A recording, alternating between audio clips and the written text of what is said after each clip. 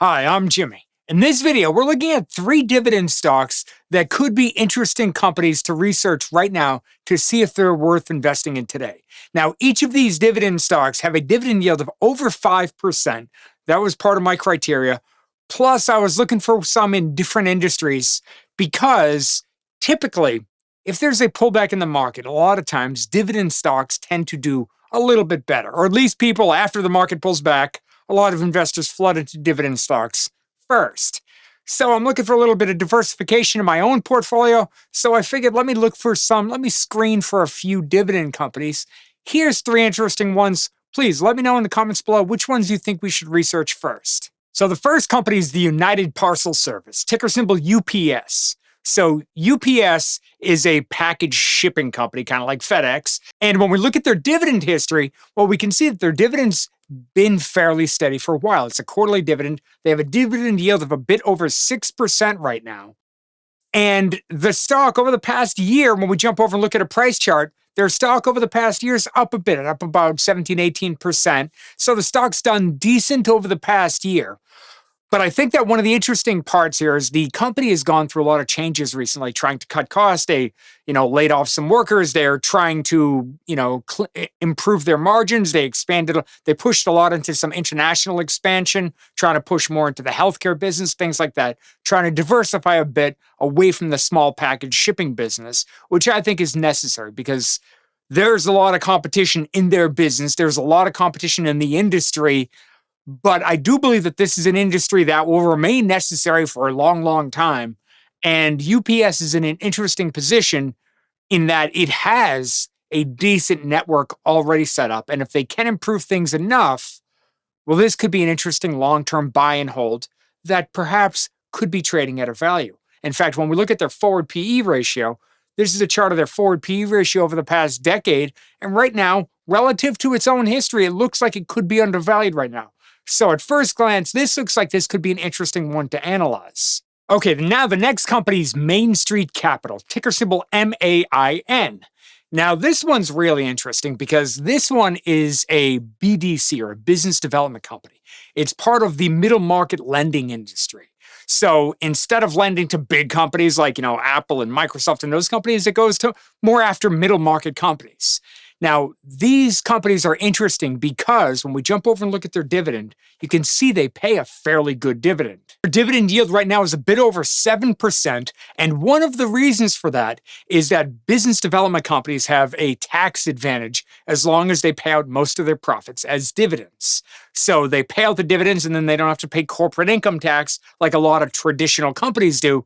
So you end up with a much higher dividend yield. Now, that could be good or bad. And you can see here that they have a great dividend yield. They have bought back some stock, but you can see the debt has also gone up. Now, that's one of the negative sides to paying out most of your profits as dividends, is that now if you want to expand, a lot of times you got to raise debt or you got to issue stock. In this case, they raised some debt.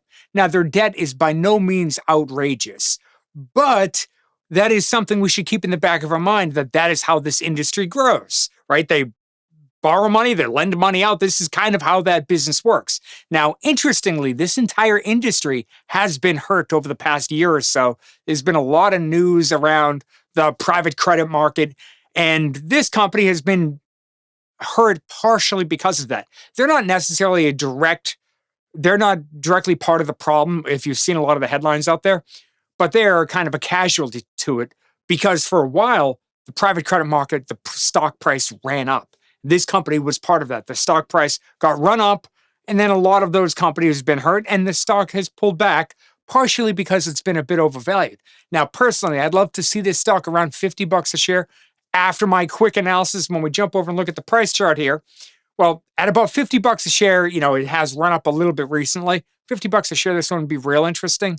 I come up with that number because when we jump over and look at price to book value, so price to book is a far better way to value pretty much any company whose product is money. If you think about a bank or an insurance company or a lender like this, a lot of times price to book value is a better way to go than something like discounted free cash flow. So looking at price to book value, it's slightly on the high end. Now, we could also try something like price to earnings per share, price to earnings multiple, And here, again, it's a little bit on the high end. Both of those I'd like to see pulled back just a bit. I think $50 would be a great place for this stock. But in the meantime, if we did own this, paying 7% a year from a dividend perspective, this could be a real interesting one. Okay, now the next company is actually in the energy industry. So I hesitated on this one a bit because on the Investors Go website, when you go over to the sectors tab here, well, here we can see this chart. This is a chart year to date of the performance of each sector. The purple bar in the middle, that's the S&P 500, not even in the middle, S&P 500. Anything to the right of that is underperforming. Everything to the left of that is outperforming the S&P 500. You can see right now the best performing industry is energy for probably very obvious reasons.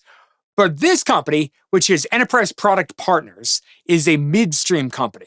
So in the energy industry, there's actually three different, call it sectors or subsectors within the energy industry.